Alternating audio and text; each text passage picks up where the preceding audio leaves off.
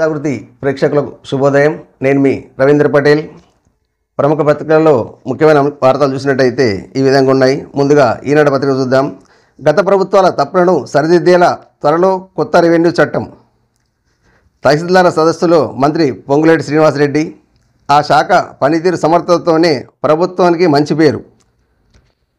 అయితే ఇక్కడ జరిగింది, ఇప్పుడు వాస్తవంగా జరిగింది ఏంటంటే ప్రజలు రెవెన్యూ ఇద్దరికి కూడా ఈ శాఖ వారధి. ఈ వారధి లోపిస్తే అంటే వారధిలో ఏదైనా లోపాలు ఉంటే ఇప్పుడు జరిగింది ఏదైతే హైడ్రా తీసుకున్నామో అక్కడ జరుగుతుంది. అదే పేద ప్రజలు నష్టపోతుంది. అక్కడనే మనకు చట్టపరమైన ఒక అధికారి మనకు రిజిస్ట్రేషన్ చేసిన తర్వాత కానివ్వండి, అంత లేఅవుట్ అయిందని కానీ ఈ రకంగా అమ్మేటప్పుడు ఏం చేస్తాం, మనము పేపర్లు ఉన్నాయి చట్టపరంగా అంతా ఓకే కాబట్టి బ్యాంకు వాళ్ళు కూడా లోన్ ఇస్తారు అంటే అంత చట్టపరంగా ఉన్నదన్న ఆలోచనతో మనం అక్కడ ఇల్లు కొనుక్కోవడం జరిగింది. పేదలు కూడా తీసుకోవడం జరిగింది, స్థలాలు తీసుకొని ఇల్లు కట్టుకోవడం జరిగింది. ఇప్పుడు వచ్చేసి అది ఎఫ్టీఎల్లో ఉంది, బఫర్ జోన్లో ఉంది, చెరువు భూమి, శిఖాం భూమి అని ఈ రకరకాల చెప్పేటప్పటికీ ప్రజల గుండెల్లో అంతా రైలు పరిగెత్తున్నాయి. సామాన్యులకు చాలా ఇబ్బందికరమైన ఈ వార్త వచ్చింది.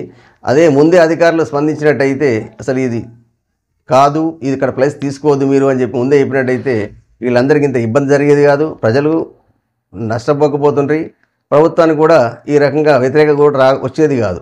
కాబట్టి ఇప్పటికైనా అధికారులు కళ్ళు తెరవండి. మీ స్వార్థ ప్రయోజనాల కోసం రాజకీయ నాయకులు కావచ్చు, అధికారులు కావచ్చు, మీ స్వార్థ ప్రయోజనాల కోసం ప్రజల జీవితాలతోటి చెలగటం ఆడకండి అని చెప్పేసి ఇతూ పలుకుతూ ఇక ముందు ఇటువంటి జరగకుండా ప్రభుత్వం వారు కఠినంగా చర్యలు తీసుకోవాలని ప్రజలంతా డిమాండ్ చేస్తున్నారు.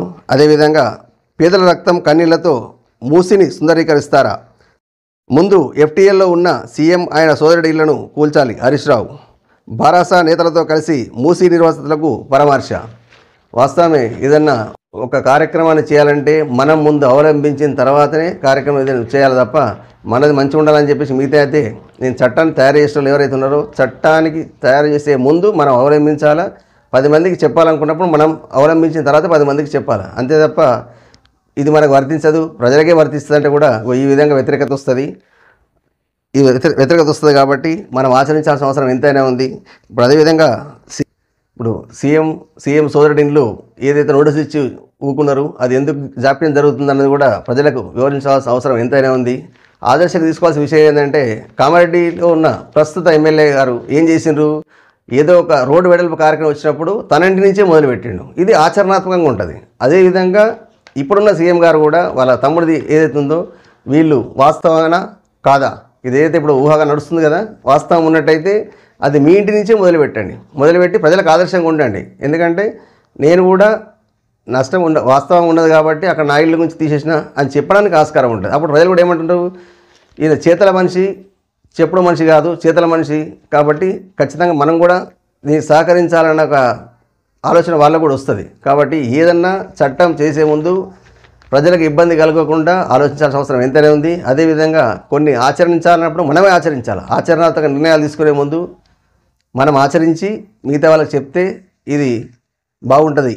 అదేవిధంగా మనం సాక్షి చూసుకున్నట్టయితే కూల్చివేతలపై వెనక్కి, ప్రజాగ్రహంతో పేదల ఇళ్ల జోలికి వెళ్లే విషయంలో ప్రభుత్వం పునరాలోచన, దూకుడు తగ్గించి ఆచితూచి ముందుకెళ్లాలని భావిస్తున్న సర్కారు, ప్రతిపక్షాల నిరసనలు, సొంత పార్టీలో ప్రతికూల పరిగణనలోకి, రాజకీయంగా కోలుకెళ్లిన దెబ్బ తగులుతుందని అభిప్రాయం, ప్రస్తుతం ఎఫ్టీఎల్ బఫర్ జోన్ల వరకే పరిమితమయ్యే అవకాశం, హైడ్రా గుర్తించిన వాణిజ్య భవనాలు, బడాబాబుల ఫాములపై చర్యలు, సామాన్య మధ్యతరగతి ప్రజల్లో వ్యతిరేకత పెరిగిపోకుండా జాగ్రత్తలు, మూసీ నిర్వాసితులకు పునరావాసంపై విస్తృత ప్రచారానికి నిర్ణయం, డబుల్ బెడ్రూమ్ ఇళ్లపై ప్రత్యేక కార్యాచరణ దిశగా అడుగులు.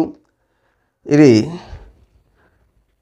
అంత అయిన తర్వాత అంటే జరగాల్సిన నష్టం జరిగిపోయింది. పోనీ ఇప్పటికైనా ఇక ముందు ఇంకా ఇబ్బంది కలగకుండా ఉండాలంటే ఇది కొంచెం వెనక్కి తగ్గిరు అన్నారు. దాంతోపాటు ఎఫ్టీఎల్ బఫర్ జోన్ల వరకే పరిమితం అయ్యిండు, దాన్ని కూడా అక్కడ ఎంక్వైరీ చేసి ఈ బడాబాబులు ఎవరైతే ఉన్నారో ఇంట్లో ఏదైతే ఇల్లు తీసేస్తున్నారో కానీ అధికారుల గురించి ఎక్కడ కూడా ప్రభుత్వం వారు ఆలోచించినట్టు ఇక్కడ కనబడతలేదు.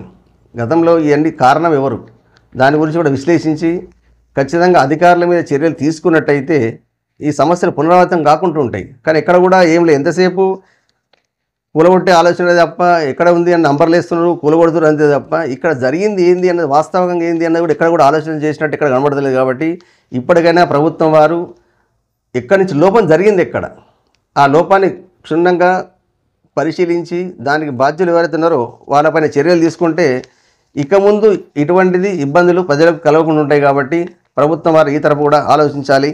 అదేవిధంగా ప్రజల్ని భయభ్రాంతులు చేస్తే ఊరుకోం. ప్రభుత్వానికి మాజీ మంత్రి హరీష్ రావు హెచ్చరిక. మూసీ పరివాహక ప్రాంతాల్లో ఇల్లు కోల్పోనున్న బాధితులకు బీఆర్ఎస్ పరామర్శ ర్యాలీ. హైదర్షా కోర్టులో అధికారులు మార్కింగ్ చేసిన ఇళ్లను పరిశీలించిన హరీష్, సవిత తదితరులు.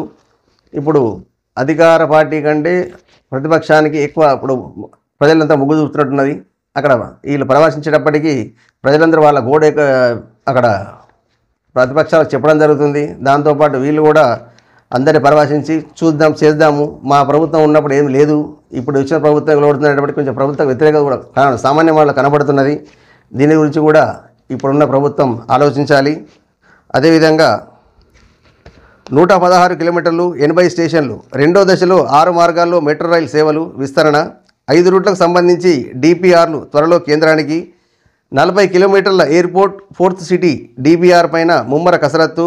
ఎయిర్పోర్ట్ సమీపంలో 1.6 కిలోమీటర్ల మేర భూగర్భంలో మెట్రో రైల్ నిర్మాణం. భూగర్భంలోనే ఎయిర్పోర్ట్ మెట్రో స్టేషన్. కొత్త హైకోర్టు ప్రాంగణం మీదుగా వెళ్లేలా ఎయిర్పోర్ట్ మెట్రో ఆన్లైన్ అలైన్మెంట్ మార్పు. కొత్త ప్రాజెక్టు నిర్మాణ వ్యయము 32.237 కోట్లు. రెండో దశ మెట్రోపై వివరాలు వెల్లడించిన ఎన్విఎస్ రెడ్డి. ఓకే, ఇప్పుడు 116 కిలోమీటర్లు 80 స్టేషన్లు. ఇది హైదరాబాద్ రూపురేఖలు కొంచెం మారడానికి అవకాశం ఉంది. ఇది డెవలప్మెంట్ కూడా, ఎందుకంటే కింద ట్రాఫిక్ మాత్రం ఎట్లయితుందంటే రోడ్డు ట్రాఫిక్ చాలా ఇబ్బందికరంగా ఉంది. అసలు అంటే గమ్యస్థానం చేరాల కంటే ఒక పద్మవ్యూహమే. దానిలో భాగంగా ఇప్పుడు ఏదైతే మెట్రో ఉందో మెట్రోతో కొంచెం గమ్యస్థానం చేరడానికి ఈజీ ఉంది. కాబట్టి ప్రజలందరూ కూడా మెట్రోని చాలా వినియోగించుకుంటున్నారు. ఇది ఏదైతే చేయాలనుకుంటున్నామో దాన్ని తొందరగా చేస్తే ప్రజలకు తొందరగా సౌకర్యంగా ఉంటుంది.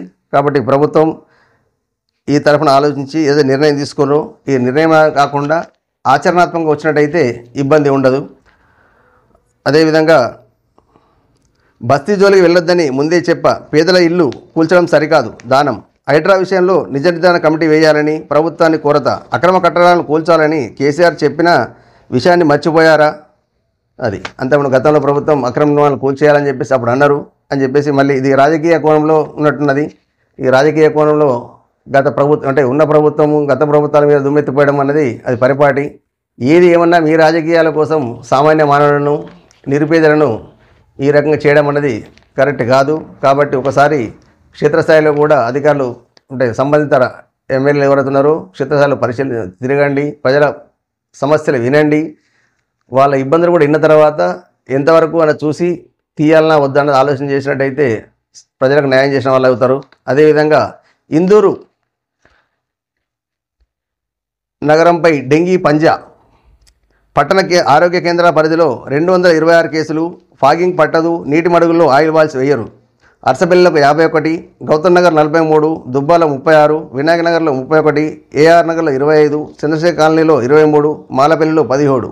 ఈ రకంగా ఇది అధికార లెక్క గణాంకాల మీదనే ఇంతమంది 226 కేసులు డెంగీ ఉన్నాయి. ఇంకా అధికార లెక్క రాని కూడా కొన్ని ఉంటాయి, బయట చేయించుకుంటారు. కాబట్టి దీని మీద కార్పొరేషన్ వాళ్ళు ఇప్పుడు ఏదైతే వేయాలనో ఫాగింగ్ చేస్తలేరు, నీటి మడుగులు చేస్తలేరు, చాలా మటుకు మోర్లు తీస్తలేరు. అక్కడున్న సంబంధిత ఎవరైతే కార్పొరేటర్లు ఉన్నారో కార్పొరేటర్లు కొంచెం ఇంకా ముందుకు రావాల్సింది. కార్పొరేటర్తో పాటు కమిషనర్ గారు కూడా దృష్టి సారించి ఈ స్పాట్లు అన్ని ఇప్పుడు స్పాట్లు గుర్తించామని కమిషనర్ గారు అంటారు, 7 రోజులకు వేస్తాము అని అంటున్నాడు. కానీ ఆచరణ జరిగింటే ఎక్కడ కనబడతలేదు. ఫాగింగ్ అన్నది అయితే ఖచ్చితంగా వాడవాడలో తిరగాల్సిందే, కానీ ఎక్కడ కూడా ఫాగింగ్ చేసినట్టు ఏం కనబడతలేదు. దోమలు మాత్రం విలయ తాండం చేస్తున్నాయి. కాకపోతే అప్పుడేం చెప్తున్నారు, ఫ్రైడే డ్రై డేగా ప్రకటించారు, మీరు అందరూ చేయండి అన్నారు. కానీ క్షేత్రస్థాయిలో జరగడం అనేది లేదు. ఇప్పుడు ఉన్న 60 వార్డులలో ఏదో కొన్ని వార్డులలో జరుగుతున్నట్టున్నది. కానీ మిగతా వార్డులు ప్రతి వార్డులో కూడా తిరిగినట్టయితే ఈ సమస్యలు అన్నది ప్రజలను కాపాడాల్సిన ఆరోగ్యం ఎంతైనా ఉంది. ప్రజల ఆరోగ్యం మీదనే మున్సిపాలిటీ ఉన్నదే ప్రజల ఆరోగ్యం కాపాడడానికి, కానీ క్షేత్రస్థాయిలో అంత లేదు. ఇప్పుడు ఇంత 226 కేసులు చెప్తున్నామంటే డెంగీతోటి కొన్ని ప్రాణాలు కోల్పోయే అవకాశం కూడా ఉంటుంది. కాబట్టి ప్రజలు కూడా అప్రమత్తంగా ఉండండి. దోమల నివారణలో మీరు ఏమేం చేయాలో ఇంటి పరిసరాలు శుభ్రంగా ఉంచుకోండి. ఇంట్లో కూడా దోమతెరలు వాడండి. దోమల నివారణ కోసం ఏం చేస్తే బాగుంటుంది. చిన్నపిల్లలు కూడా ఉన్నారు కాబట్టి చిన్నపిల్లలు, వృద్ధులు వీరందరూ కూడా జాగ్రత్తగా ఉండాలా. మీ పరిసరాలు శుభ్రంగా ఉంచుకోండి. చెత్తను సేకరించి చెత్త వనరులో వేయండి. అన్నీ కూడా ఏంటంటే కార్పొరేషన్ పైన రుద్దడం కూడా కరెక్ట్ కాదు. మన జాగ్రత్త మనం తీసుకుంటూ అదేవిధంగా కార్పొరేషన్ వారు కూడా తమ బాధ్యత నిర్వర్తించాల్సిన అవసరం ఎంతైనా ఉంది. కానీ వాళ్ళ మీదనే భారం వేయకుండా మనం కూడా ప్రజలు కూడా అప్రమత్తంగా ఉన్నట్టయితే వీటి నుంచి మనం ఆరోగ్యాన్ని కాపాడుకున్న వాళ్ళం అవుతాం. ఎందుకంటే ఇప్పుడున్న సీజన్లో డెంగ్యూ వస్తుంది, దాంతోపాటు చికెన్ గున్యా ఉంది, వైరల్ ఫీవర్స్ ఎక్కువైనాయి. కాబట్టి ప్రజలందరూ అప్రమత్తంగా ఉండాల్సిన అవసరం ఎంతైనా ఉంది. ఈనాడులో మరో వార్త, రాతికోట నిర్లక్ష్యం బాట. ఓరుగల్లు అంటేనే చారిత్రక కట్టడం ప్రసిద్ధి, కానీ పర్యాటక ప్రాంతాల్లో నిర్వహణ సరిగా లేక ప్రాచీన కట్టడాల మనుగడ ప్రశాంతంగా మారుతోంది. వరంగల్ జిల్లాలోని ప్రముఖ పర్యాటక ప్రాంతం కిలా రామాలయం, కిలా వరంగల్ రాతికోట ఉత్తర ద్వారం వద్ద 10 రోజుల క్రితం కురిసిన వర్షంకు నీరు నిలిచిపోయింది. దాంతో అక్కడ పాకురు పట్టింది. ఇదే విధంగా అట్లనే ఉన్నట్టయితే అక్కడ ఉన్న భూమి కుంగిపోవడం కానీ అక్కడ ఉన్న ఇప్పటికే పాకురు పట్టేసింది. కాబట్టి దీనికి సంబంధిత అధికారులు ఎవరైతే ఉన్నారో ఇటువంటి పురాతన కట్టడాలను కాపాడాల్సిన అవసరం ఎంతైనా ఉంది. దీని మెయింటెనెన్స్ లోపం అక్కడ కనబడుతున్నది. పత్రికా విలేకరులు అక్కడ దాకా పోయి ఈ వార్త రాసే వరకు, వార్త పేపర్లో వచ్చే వరకు అక్కడ ఎవరు కూడా స్పందన లేదు. వచ్చిన తర్వాత కూడా స్పందిస్తారన్న ఆలోచన కూడా లేదు. కాబట్టి ఎవరైతే ఇటువంటి అధికారులు ఆఫీసులకే పరిమితం కాకుండా క్షేత్రస్థాయిలో ఇటువంటిది ఎక్కడైతే ఉన్నదో దాన్ని పరిశీలించి కాపాడాల్సిన అవసరం ఎంతైనా ఉంది. కాబట్టి సంబంధిత అధికారులు ఇప్పటికైనా నిద్ర వీడండి. దీన్ని భావితరాలకు ఇది పెద్ద మచ్చతునం. ఎందుకంటే ఇటువంటివన్నీ పోయిన తర్వాత మళ్ళీ ఏం చేయలేము. కాబట్టి ఉన్నప్పుడే కాపాడుకోవాల్సిన అవసరం ఎంతైనా ఉంటుంది. కాబట్టి దీని మీద అధికారులు స్పందించాల్సిన అవసరం ఎంతైనా ఉంది. అదేవిధంగా ఇంకో వార్త చూసినట్టయితే 70 ఏళ్ళు దాటిన వారి పేర్లను నమోదు చేయండి. ఆయుష్మాన్ భారత్పై రాష్ట్రాలు యూటీలకు కేంద్రం లేక. ఆయుష్మాన్ భారత్ భాగంగా 70 ఏళ్ళు దాటిన వారికి ఇటీవల ప్రకటించిన ఉచిత ఆరోగ్య బీమాల పేర్లను నమోదు చేయాలని రాష్ట్రాలు, కేంద్రపాలిత ప్రాంతాలకు కేంద్ర ప్రభుత్వం సూచించింది. ఆసక్తి ఉన్న పౌరులందరికీ అవకాశం కల్పిస్తుంది. ఇందుకోసం ఆయుష్మాన్ యాప్లో, వెబ్ పోర్టల్లో ప్రత్యేక షెడ్యూళ్లు ఏర్పాటు చేయడం జరిగింది. యూటీలకు పంపిన లేఖలో కేంద్ర ఆరోగ్య శాఖ ఈ విధంగా పేర్కొంది. ఆయుష్మాన్ భారత్లో ఉచిత ఆరోగ్య బీమా తీసుకోవాలనుకునే 70 ఏళ్ళు దాటిన పౌరులు యాప్లో కానీ పోర్టల్లో కానీ దరఖాస్తు చేసుకోవాలి. అర్హులైన అందరికీ ప్రత్యేక కార్డులు అందజేస్తాం. దరఖాస్తులు ఆన్లైన్లో చేయాలి. ఇందులో సామాజిక, ఆర్థిక పరిమితులు లేవు. ఆధార్లో నమోదైన వయసు ఆధారంగా దరఖాస్తు చేసుకోవాలి. ఇది స్వాగతించాల్సిందే. ఎందుకంటే ఇంతకుముందు 60 సంవత్సరాలే ఉండే అంత లోపలనే ఆరోగ్యం మీద ఉంది. దాని తర్వాత లేదు. ఇప్పుడు 70 సంవత్సరాల తర్వాత కూడా ఆరోగ్యంగా ఏదైతే ఆరోగ్యశ్రీ కార్డు ఎక్కడైతే తెలంగాణ నడుస్తుందో అదేవిధంగా ఇది భారతదేశంలో ఆయుష్మాన్ భారత్ అనేది తీసుకురావడం జరిగింది. దీన్ని 70 ఏళ్ళ తర్వాత కూడా మనం తీసుకోవడం అనేది హర్షించదు. ఎందుకంటే 70 ఏళ్ళ తర్వాత 60-70 ఏళ్ళ తర్వాతనే ఆరోగ్యంగా ఇంకా ఎక్కువ ఇబ్బందులు వస్తాయి. అటువంటప్పుడు ఇది ఉండడం అన్నది ఎంత అవసరం. కాబట్టి దీని ప్రతి ఒక్కరు ఎవరైతే ఉన్నారో 70 సంవత్సరాలు దాటిన వృద్ధులందరూ కూడా ఈ అవకాశాన్ని ఉపయోగించుకోండి. ఎందుకంటే మీ ఆరోగ్యం ఎప్పుడు ఏముంటుందో ఏం జరుగుతుందో అనేది తెలియదు. కాబట్టి ఇప్పుడున్న పరిస్థితుల్లో ప్రతి ఒక్కరు వినియోగించుకొని మీ ఆరోగ్యాన్ని కాపాడుకోవాల్సిన అవసరం ఎంతైనా ఉంది. అదేవిధంగా నెయ్యి సరఫరా టెండర్లపై ఆరా. తిరుపతి దేవస్థానం ఈవో శ్యామరావుతో సిట్ భేటీ. తిరుమల శ్రీవారి లడ్డు ప్రసాదం తయారీకి కల్తీ నెయ్యి సరఫరా చేసిన వైనంపై గుంటూరు రేంజ్ ఐజీ సర్వశ్రేష్ఠ త్రిపాఠి నేతృత్వంలోని సిట్ దర్యాప్తును వేగవంతం చేసింది. 2వ రోజు ఆదివారం సభ్యులంతా సమావేశమై ఎవరెవరు ఏ అంశాలను విచారించాలో బాధ్యతలు పంచుకున్నారు. కల్తీ నెయ్యి సరఫరాకు సూత్రధారులు, పాత్రధారులపై క్రిమినల్ కేసులు నమోదు సిద్ధమవుతున్నాయి. ఏఆర్ డైరీ ప్రైవేట్ లిమిటెడ్ సంస్థ కల్తీ నెయ్యి సరఫరా చేసి దేవస్థానాన్ని మోసం చేసిందంటూ తిరుపతి దేవస్థానం ప్రొక్యూర్మెంట్ జీఎం మురళీకృష్ణ ఇటీవల తిరుపతి తూర్పు పోలీస్ స్టేషన్లో ఫిర్యాదు చేశారు. ఆ మేరకు ఎఫ్ఐఆర్ నమోదు కాగా సిట్ దర్యాప్తు చేపట్టింది. ఏఆర్ డైరీ సంస్థ తక్కువ ధరకు నెయ్యి అందించేందుకు ముందుకు రావడం ద్వారా తనకే టెండర్ దక్కేలా తిరుపతి దేవస్థానం ప్రేరేపించినట్లయింది. కల్తీ నెయ్యి పంపించి తిరుపతిలో భక్తులను మోసగించింది. దీన్ని సరఫరాదారులు, స్వార్థపరుల మధ్య జరిగిన నేరపూరిత కుట్రగా పరిగణించాలని పూర్తిస్థాయి విచారణతో కుట్రదారుల పేర్లు బహిర్గతమవుతాయి. ఏఆర్ డైరీ సంస్థ food safety and standards act 2006లోని 51, 59 సెక్షన్లకు ఉల్లంఘించిందని ఈ ఫిర్యాదులో పేర్కొనడం జరిగింది.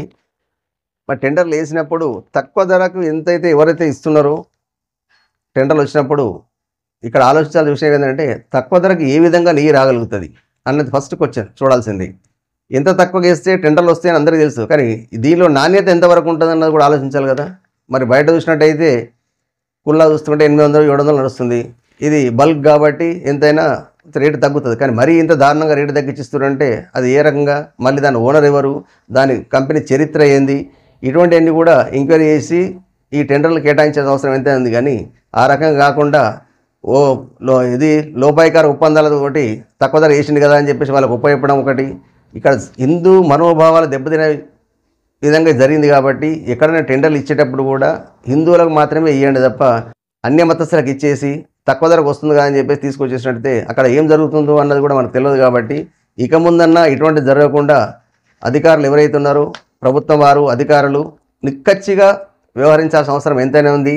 ఇది హిందువులకు సంబంధించింది, వాళ్ళు మనోభావాలు దెబ్బతినకుండా ఇది చర్యలు తీసుకునే అవసరం ఎంతైనా ఉంది. కాబట్టి ఇక ముందు ఇది జరగకుండా ప్రభుత్వం వారు సంబంధిత అధికారులు పర్యవేక్షణ చేసి ఇక ముందు ఇది రాకుండా ప్రజల మనోభావాలతో కానీ ఈ హిందూ ధర్మంపై ఈ రకంగా జరగడం అన్నది కూడా ఇది ఏహమైన చర్య. దీన్ని ప్రజలందరూ ముక్త కంఠంతో ఖండిస్తున్నారు. కానీ అధికారులు మాత్రం ఇంకా దాని మీద గట్టి చర్యలు తీసుకుంటున్నామని అంటున్నారు తప్ప దీనికి సూత్రాలు పాత్రాలు ఎవరైతే ఉన్నారో దీన్ని ఇంకా తొందరగా విశ్లేషించి వాళ్ళపైన కఠిన చర్యలు తీసుకోవాల్సిన అవసరం ఎంతైనా ఉంది. అదేవిధంగా సాక్షిలో ఇంకో వార్త చూసుకున్నట్టయితే మహిళలకు ఆరోగ్యవంతమైన భవిష్యత్తు అందిస్తాం, పింక్ పవర్ రన్లో సీఎం రేవంత్ రెడ్డి, రొమ్ము క్యాన్సర్పై అవగాహన కోసం ఎంఈఐఎల్ సుధారెడ్డి ఫౌండేషన్ల ఆధ్వర్యంలో 3K, 5K, 10K రన్, పావురం ఆకారంలో మానవాహారంగా ఏర్పడి గిన్నిస్ కోసం ఔత్సాహికుల యత్నం.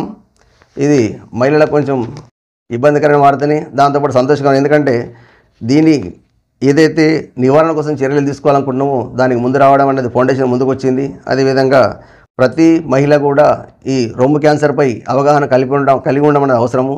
ఇప్పుడు ఈ ఫౌండేషన్ వాళ్ళు ప్రతి ఒక్కరు కూడా అవగాహన కోసం చాలా ఏర్పాటు చేస్తామంటున్నారు. అదేవిధంగా ఇక్కడ ఎవరైతే రొమ్ము క్యాన్సర్ను జయించి retired gynaecology professor Ushalakshmi breast cancer foundation వ్యవస్థాపకురాలైన 91 ఏళ్ల డాక్టర్ ఉషాలక్ష్మిని సీఎం రేవంత్ ఘనంగా సన్మానించారు. రొమ్ము క్యాన్సర్ను జయించి ఆమె ధైర్యము సంకల్పం ప్రశంసనీయం. వాస్తవమే. ఎందుకంటే క్యాన్సర్ అనగానే జనం భయపడతారు. ఆ భయమే వాళ్ళకు ఇబ్బంది, మనోధైర్యం కోల్పోతున్నారు. కాబట్టి ఎవరు కూడా మనోధైర్యం కోల్పోవడం అవసరం లేదు. ప్రతి సమస్యకు పరిష్కారం ఉన్నట్టే క్యాన్సర్ కూడా నివారణ ఉపాయాలు ఇంకా ప్రయత్నాలు జరుగుతున్నాయి. కొందరు చాలామంది కూడా బతికిన వాళ్ళు ఉన్నారు. క్యాన్సర్ రాగానే చనిపోతాము అనే దాంట్లో అపోహలు ఉండకండి. ప్రతిదానికి కూడా రెమెడీ అనేది దొరుకుతుంది. ఇప్పుడు ఈ 91 ఏళ్ళ డాక్టర్ ఉషాలక్ష్మి సీఎం సన్మానించారు అంటే ఆమె ఎంత మనోధైర్యంతో జీవించింది. కాబట్టి ప్రతి ఒక్కరు మహిళలు కూడా మీరే పరీక్షించుకోండి, లేదా గైనకాలజిస్ట్ని సంప్రదించండి. మీకు ఏ సమస్య ఉన్నా అపోహగా పోకండి. ఏదో చిన్నగా రొమ్ములో చిన్న గడ్డ కనబడ్డది కదా, ఇది క్యాన్సర్ గడ్డనేమో అని అపోహ కాకుండా మీరు డాక్టర్లను సంప్రదించండి. మహిళా డాక్టర్ని సంప్రదించిన తర్వాత వాళ్ళ పరీక్షించిన తర్వాత సమస్య నిజంగానే ఉన్నది అనుకున్నప్పుడు దాని నివారణోపాయాలు కూడా వాళ్ళే చెప్తారు. అంతే తప్ప ఒక నిజంగా క్యాన్సర్ అని తెలిసినా కూడా భయపడే అవసరం లేదు. దానికి ట్రీట్మెంట్ ఉంది. ధైర్యంగా ఉండండి. ఫస్ట్ ధైర్యం కోల్పోయారంటే సమస్య చిన్నదైనా మీరు ధైర్యం కోల్పోతే మాత్రం ఏం చేయలేము. సమస్య పెద్దదైనా ధైర్యంగా ఎదుర్కొనే శక్తి మీ దగ్గర ఉన్నట్టయితే ఆ సమస్యను అధిగమించే అవకాశం ఎంతైనా ఉంటుంది. కాబట్టి ప్రజలు ఎవరు కూడా అంటే మహిళలు ఎవరు కూడా అధైర్యపడకండి. ఏ సమస్య అయినా డాక్టర్లు ఉండరు కాబట్టి అక్కడ మీరు సంప్రదించేసి మీ ఆరోగ్యాన్ని మీరు కాపాడుకోండి. అదేవిధంగా కనుడు రామాయణ గాథ విజయనగరంలో ఏర్పాటైన వాల్మీకి రీసెర్చ్ సెంటర్ ప్రపంచంలోనే తొలి రీసెర్చ్ సెంటర్ ఇదే. మానవత్వ విలువల్ని భావితరాలకు అందించడమే లక్ష్యం. ఇది విజయనగరంలో ఏర్పాటు జరిగింది. ఈ సెంటర్లు భావితరాలకు భక్తి మార్గం అంటే హిందుత్వం మీద హిందువుల ఏ విధంగా ఉన్నది, గతంలో ఏమున్నది అన్నది ఇక్కడ అన్ని పుస్తకాలు మొత్తం లైబ్రరీ ఏర్పాటు చేయడం జరిగింది. రీసెర్చ్ సెంటర్ ఏర్పాటు చేశారు. ఇది నారాయణ శ్రీనివాస్ మా తండ్రి గారి ఆశయం మేరకు శ్రీరామ నారాయణ ప్రాంగణంలో వాల్మీకి రీసెర్చ్ కేంద్రం ఏర్పాటు చేయడం పూర్వజన్మ సుకృతంగా భావిస్తున్నాం. దీని ఫౌండర్ ఇట తెలపడం జరిగింది. 12,000 గ్రంథాలు ఏర్పాటు చేసిండ్రు. దీన్ని యువత ముందుకు రావాలి. కేంద్రానికి ప్రధానంగా యువత ముందుకు వచ్చి రీసెర్చ్ చేయాలి. రామాయణము ప్రబోధించే విలువలు, సీతారాముల కథను నేటి తరం ఆదర్శంగా తీసుకోవాలి. ఇంతటి అద్భుతమైన కేంద్రాన్ని ప్రారంభించి సమాజానికి అవకాశం కల్పించిన నారాయణ కుటుంబ సభ్యులకు అభినందనలు. ప్రతి ఒక్కరూ ఈ కేంద్రాన్ని సందర్శించి జీవన మార్గాన్ని సుగమం చేసుకోవాలి.